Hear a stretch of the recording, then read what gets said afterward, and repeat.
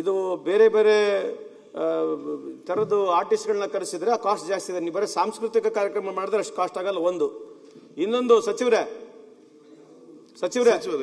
ಇದು ಎಲ್ಲಾ ಜಯಂತಿಗಳಲ್ಲಿ ಡಿಜೆ ಒಂದು ಬಹಳ ದೊಡ್ಡ ಪ್ರಾಬ್ಲಮ್ ಆಗ್ಬಿಟ್ಟಿದೆ. ರಾಜಕೀಯವಾಗಿ ನಾವೆಲ್ಲ ವಿಚಾರ ಮಾಡಬೇಕದು. ಯಾವುದೇ ಜಯಂತಿಗಳು ಬರಲಿ ಡಿಜೆಗಳಲ್ಲಿ ಐಟಮ್ ಸಾಂಗ್ ಇಲ್ಲ ಅಂದ್ರೆ ನಮ್ಮ ದೇವ್ರ ಮುಂದೆನೆ ಹೋಗೋದಿಲ್ಲ. ಅದ ಹೇಳ್ತಾರೆ ಯಾವುದೇ ಜಯಂತಿಗಳು ಬರಲಿ ಆ ಡಿಜೆ ಎಷ್ಟು ದೊಡ್ಡ ಪ್ರಮಾಣದಲ್ಲಿ ನಡೀತೈತೆ ಅಂತಂದ್ರೆ ಇದು ನಿಜಕ್ಕೂ ಅಸಹ್ಯ ಆಗ್ತಕ್ಕಂಥದ್ದೆ. ಯಾವುದೇ ಒಂದು ಸಂಸ್ಕೃತಿನ ಐಟಮ್ ಸಾಂಗ್ಗಳಲ್ಲಿ ಡಿಜೆ ಬಾರಿಸಿ ದೊಡ್ಡ ಪ್ರಮಾಣದ ಗಲಾಟೆ ಆಗ್ತಕ್ಕಂಥದ್ದು ಇದು ಯಾವುದು ಸಂಸ್ಕೃತಿಗೆ ಒಳ್ಳೇದಾಗೋದಿಲ್ಲ. ಈ ಸದನ ಮೂಲಕ ನಾನು ಮನವಿ ಮಾಡಿಕೊಳ್ತೇನೆ, ಕಡ್ಡಾಯವಾಗಿ ಯಾವುದೇ ಸರ್ಕಾರಗಳು ಬರಲಿ ಡಿಜೆನ ಬ್ಯಾನ್ ಆಗ್ತಕ್ಕಂಥದ್ದು ಆಗ್ಬೇಕಂತಕ್ಕಂಥದ್ದು ನನ್ನ ಮನವಿ ಇದೆ. ಆಮೇಲೆ ಸಾಂಸ್ಕೃತಿಕ ಕಾರ್ಯಕ್ರಮ ನಮ್ಮ ಸಚಿವರು ಮಾಡ್ತಾರೆ. 5-10 ಲಕ್ಷ ರೂಪಾಯಿ 25 ಲಕ್ಷ ರೂಪಾಯಿ ಆದ್ರೆ ಇಡೀ ತಾಲೂಕಿಗೆ ಕೊಡ್ಬೋದು, ಜಿಲ್ಲೆಗಳು ಕೊಡ್ಬೋದು. ಕೋಟಿಗಟ್ಟಲೆ ಆಗ್ತಕ್ಕಂಥದ್ದು ಸಾಂಸ್ಕೃತಿಕ ಕಾರ್ಯಕ್ರಮ ಸ್ವಲ್ಪ ಇದ್ರೆ ನಾವು ಕರಿತಕ್ಕಂಥ ಆರ್ಟಿಸ್ಟ್ಗಳು ಬಹಳ ಎಕ್ಸ್ಪೆನ್ಸಿವ್ ಇದಾವೆ. ಒಂದೊಂದು ಆರ್ಟಿಸ್ಟ್ ನ ಕರೆಸ್ಬೇಕಂತಂದ್ರೆ ಕೋಟಿಗಟ್ಟಲೆ ಬೇಕು. ಅದಕ್ಕಾಗಿ ನಮ್ಮಲ್ಲಿ ಎಲ್ಲ ಡಿಮಾಂಡ್ ಇರ್ತಕ್ಕಂಥದ್ದು ನಮ್ಮಲ್ಲಿ ಮಾಡ್ರಿ. ನಮ್ಮಲ್ಲಿ ಯಾರು ಡಿಮಾಂಡ್ ಮಾಡ್ತಾರೆ ಯಾರು ಅಲ್ಲಿ ಹೋಗಿ ಕುಂದ್ರದೇ ಇಲ್ಲ, ಹೇಳ್ತಾರೆ ಅಷ್ಟೇ.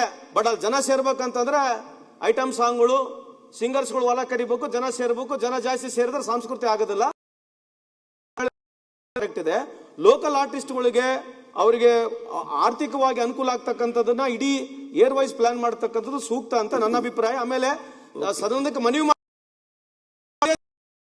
ಈ ಡಿಜೆಯನ್ನ ಕಡ್ಡಾಯವಾಗಿ ನಿಲ್ಲಿಸ್ತಕ್ಕಂಥದ್ದು ಆಗ್ಬೇಕಂತ ತಮ್ಮ ಸದನ ಮುಖಾಂತರ ಮನವಿ ಮಾಡ್ತಾರೆ. ಬಹಳ ಉತ್ತಮವಾದಂತ ಪ್ರಶ್ನೆ ಅದು. ನಿಜವಾಗಲೂ ಬಿಜೆಪಿ ಅವರು ಇದಕ್ಕೆ ಸ್ವಲ್ಪ ಆದೇಶನ ಹೊರಡಿಸ್ತೀವಿ.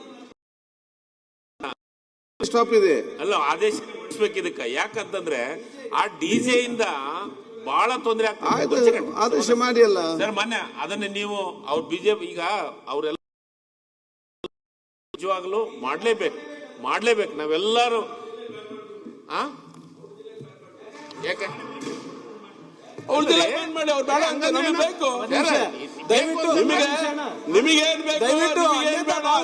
ಚರ್ಚೆ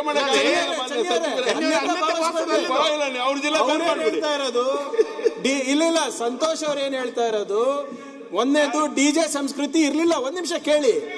ಆಮೇಲೆ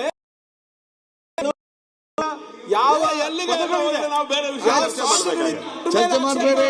ಒಂದ್ ಸೆಕೆಂಡ್ ಈಗ ಕೇಳಿ. ಯಾವ ಒಂದ್ ಸೆಕೆಂಡ್ ಈಗ ನೀವು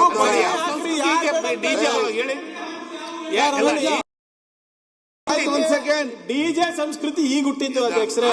ಹಾಗೆ ಇತ್ತೀಚೆಗೆ ಈ ಮೆರವಣಿಗೆಗಳಲ್ಲಿ ಸಾಂಗ್ಗಳು ಯಾವ್ದು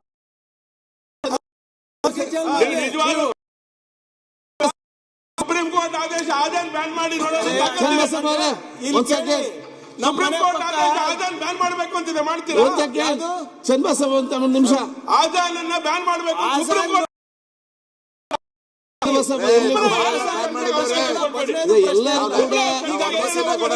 ಸುಪ್ರೀಂ ಕೋರ್ಟ್ ಹೇಳಿದೆ ಅದು ಕಂಟ್ರೋಲ್ ಮಾಡಿದ್ದೀರಾ ಅಂತ ಹೇಳಿ ನಿಮ್ಗೆ ಸರೆಂಡರ್ ಆಗ್ಬಿಡ್ತೀನಿ ನಾನು.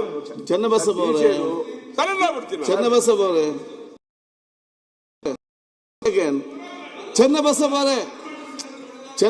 ಅವರೇ ಸುಪ್ರೀಂ ಕೋರ್ಟ್ ಆದೇಶ ಅದು ಸೌಂಡಿಗೆ ಸಂಬಂಧಪಟ್ಟಾಗ ಇಷ್ಟು ಡೆಸಿಮಲ್ ಇರ್ಬೇಕಂತ ಹೇಳಿ ಅದು ಎಲ್ಲ ಸರ್ಕಾರ ನಾನು ವಿಚಾರ ಚರ್ಚೆ ಬೆಳಗ್ಗೆ ಅದರಲ್ಲಿ ಆಗಲ್ಲ. ಅದನ್ನ ಹೇಳ್ತಾ ಈಗ ಒಂದು ಸುರೇಶ್ ಕುಮಾರ್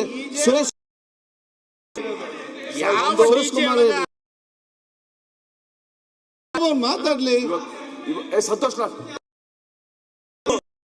ಐಟಮ್ ಸಾಂಗ್ಗಳು ಮಾತಾಡಿದ್ರಿ ಮಾತಾಡ್ಲಿ. ಸರಿ ಇವತ್ತು ಪ್ರಿಯಾಂಕ್ ಖರ್ಗೆ ಅವರು ಏನ್ ಹೇಳಿದ್ರು, ಇದು ನಮ್ಮ ಸಂಸ್ಕೃತಿ ಅಲ್ಲ. ಇದು ತಾವೇನ್ ಹೇಳಿದ್ರಿ ಐಟಮ್ ಸಾಂಗ್ಸ್ ಇದರಿಂದ ಇದಾಗುತ್ತೆ. ನಾನು 100 ಒಪ್ಕೋತೀನಿ. ಇದ್ರ ಇನ್ನೊಂದು ಭಾಗ ಇದೆ. ಆ ಡಿಜೆ ಇಂದ ಬರ್ತಾ ಇದೆಯಲ್ಲ ಸೌಂಡ್, ಅದು ಯಾರಾದ್ರೂ ಕೂಡ ಹಾರ್ಟ್ಗೆ ಪೇಸ್ ಮೇಕರ್ ಹಾಕೊಂಡಿದ್ರೆ ಅವ್ರದ್ದು ನಾನು ನೋಡಿದ್ದೀನಿ. ಅವ್ರು ಒದ್ದಾಡೋದು ಆ ಎಳೆ ಮಕ್ಕಳು ಕಿವಿ ಮುಚ್ಕೊಳ್ತವೆ. ನಾವು ಕಾರ್ಯಕ್ರಮ ಮಾಡೋರು ನಮ್ಗೆ ಯಾರಿಗೂ ಕೂಡ ಪರಿವೇ ಇರೋದಿಲ್ಲ, ಯಾರ ಮೇಲೆ ಏನ್ ತೊಂದರೆ ಆಗ್ತಿದೆ. ಯಾಕಂದ್ರೆ ಪೊಲೀಸರು ಕೂಡ ನಿಸ್ಸಹಾಯಕರು. ಆರ್ಗನೈಸರ್ಸ್ ಇದು ಎದುರಾಕೊಳಕ್ಕಾಗಲ್ಲ. ಯಾರು ಕೂಡ ಸರ್ ಹೋಗ್ಬಿಡ್ತದೆ ಕಿವಿಯದು.